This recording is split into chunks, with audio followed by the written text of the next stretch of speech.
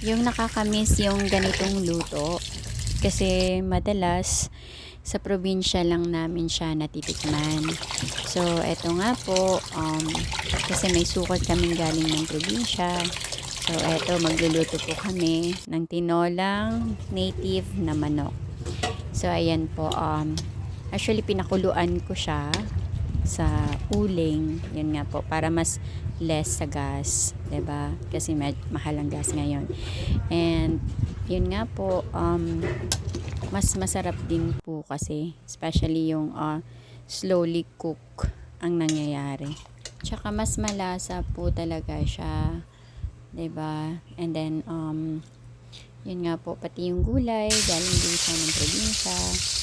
So, nakakamiss lang na. Kaya, every month or twice a month, so, nagluluto po kami nito.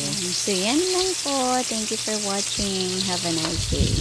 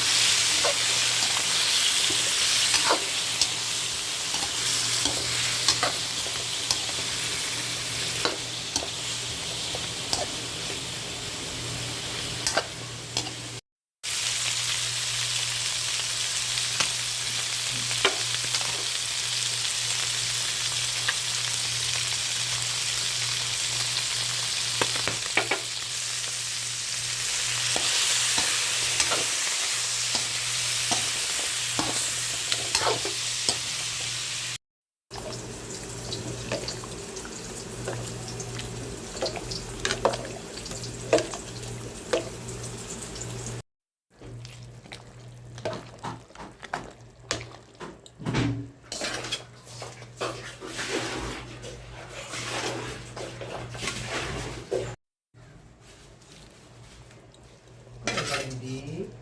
Ha?